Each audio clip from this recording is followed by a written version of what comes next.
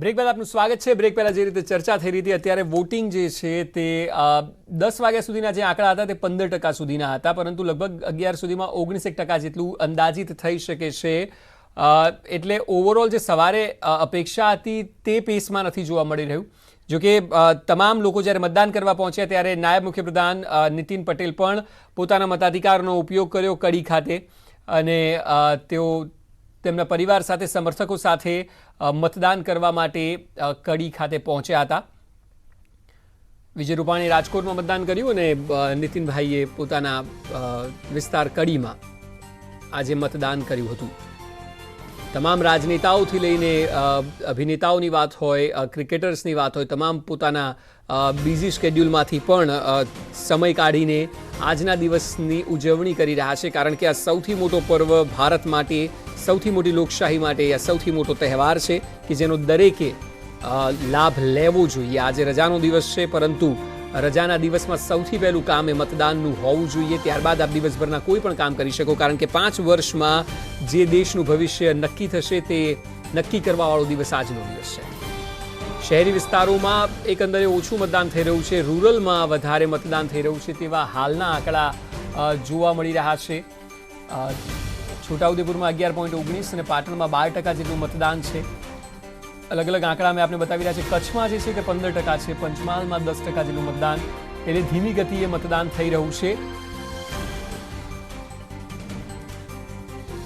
જ્યારે આપણે વાત અલગ અલગ મુદ્દાઓ પર કરી રહ્યા હતા, ખેડૂતોના મુદ્દા પર કરી રહ્યા હતા, હિતેન્દ્રભાઈ આપ બ્રેક પહેલા કહેતા હતા અને ઇનફ સમય માંગતા હતા, પરંતુ હરીશભાઈ વિશ્લેષક છે એટલે પૂરતો સમય આપવો એટલે જરૂરી છે, કારણ કે નિષ્પક્ષ અને સારી રીતે વાત આ ત્રણેય જણા કરી શકે। આપ સ્વાભાવિક છે કે બંને એકબીજાની વાત કરશો, પરંતુ ક્યારેય એવું બાયસ ન હોઈ શકે કે કોઈને સમય આપવામાં આવે છે, કોઈને નથી આપવામાં આવતો। આપ આપની વાત રાખો।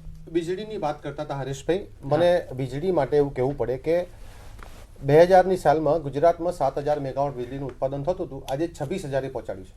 આવનારા દિવસોમાં સૂર્યશક્તિ યોજનાના મારફતથી આપણે ખેડૂત છે એટલે કે પાતાળમાં પાણી જ નહીં રહે। આજે પણ ઉત્તર ગુજરાતમાં 1200-1500 ફૂટે પાણી પહોંચી ગયા છે, તો એવા સંજોગોમાં વીજળી વધારે આપવી એ અગત્યની નથી, વીજળી પૂરા વોલ્ટેજથી મળે એ અગત્યની છે।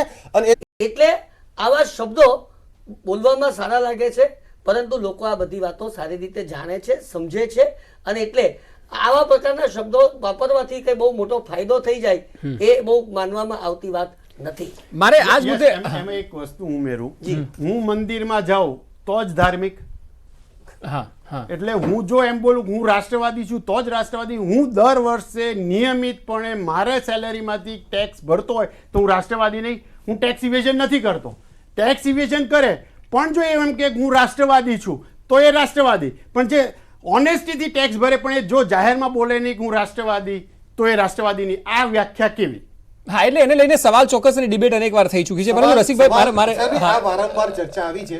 તમે 3 મહિના પહેલાની ડિબેટ જોવો તો અમે એમ કહેતા કે અમે શૌચાલય બનાવ્યા છે, અમે ગેસ આપ્યા છે, અમે સ્વચ્છતા અભિયાન કર્યું છે, અમે મકાન આપ્યું છે, અમે સુશાસન આપ્યું છે, પણ જે પ્રમાણે પુલવામાની ઘટના પછી જે પ્રમાણે દેશમાં માહોલ બન્યો, પુરાવા માંગવાની ઘટના આવી, અભિનંદનની વાત આવી, અને અનેક બધી વાતો ખોટી સાબિત થઈ, એટલા માટે તમારે રાષ્ટ્રવાદ પર આવવું પડ્યું, એટલા માટે તમારે રામ મંદિર પર પાછું આવવું પડ્યું છે। તો સીમિત હતું કે તમારી વિકાસની વાત સ્વીકારતું નથી, પણ મેનિફેસ્ટોમાં એવું કહેવામાં આવ્યું કે અમે 370 રાખશું, રાષ્ટ્રવાદની વાતો કરવી પડે, આસપામાં રિવિઝન કરશું, અત્યારે વાત કરો, દેશના કાયદામાં રિવિઝન કરશું, તો આ કોના માટે ભાઈ? બધા ફક્ત ને ફક્ત પેપર ઉપર ભારતના નેતાઓને કોટેશન પાકની ચેનલમાં વાગે, ભારતના નેતાઓને કોટ કરીને પાકિસ્તાનની ચેનલમાં ન્યૂઝ બને, તો શાના માટે? અને એટલા માટે કહેવું પડે, એટલા માટે કહેવું પડે કે આ મુદ્દો જરૂરી છે।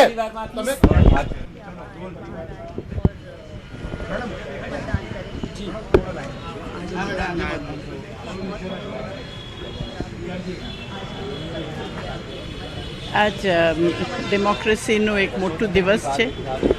લોક આપનું હકનું પ્રદાન કરે, વોટિંગ કરે, બહુમતથી બધા લોકો વોટિંગ કરે એ જ અમારી દેશની શક્તિ છે।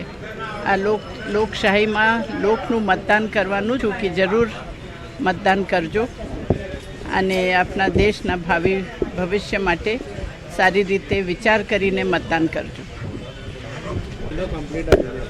છે. જે અત્યારે હાલ આપણા પ્રધાનમંત્રી અથવા તો બીજેપીના તમે કોઈ પણ નેતાઓ જોઈ લો કે એમણે ક્યારે પોતાની ભૂલ સ્વીકારી નથી. નોટબંધી પછી એમણે કહ્યું હતું કે મને 50 દિવસ આપો, 50 દિવસ પછી ચોરાહ ઉપર તમે મને લટકાવશો તો વાંધો નથી. એના પછી એની કોઈ વાત નથી. તો આ એક લોકશાહીનો સારો ગુણ છે અને તે હોવો જોઈએ કે કદાચ કોઈ પણ ભૂલ થઈ હોય તો એ સ્વીકારવી જોઈએ અને એમાં નાનામાં ના અનુભવવી જોઈએ.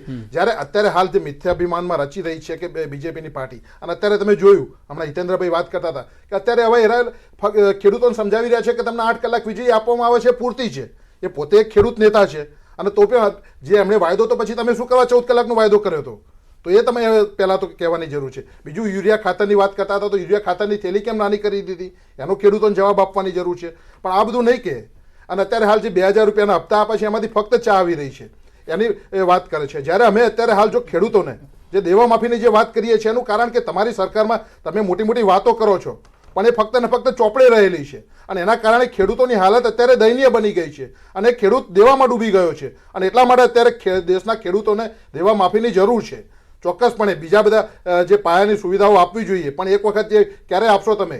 ખેડૂત મરી જશે દેવામાં ડૂબીને, એના પછી ખેડૂતોનો પ્રશ્ન છે. સિવાય પણ અન્ય પ્રશ્નોની વાત કરીએ તો એક રોજગારી પણ ખૂબ મહત્વનો પ્રશ્ન છે, મોંઘવારી પણ છે. જે અત્યારે હાલ આપણા વિશ્લેષકોએ વાત કરી એ પ્રમાણે જે મુખ્ય મુદ્દાઓથી ભટકાવવા માટે આ જે માર્કેટિંગ કંપની છે ભાજપ, એ બીજા બધા મુદ્દાઓ પર લઈ જઈ રહી છે. આપણે તમામ મુદ્દા પર હિતેન્દ્રભાઈનો પણ જવાબ લઈશું, પરંતુ હાલ એ પહેલા સમય થયો છે એક બ્રેકનો.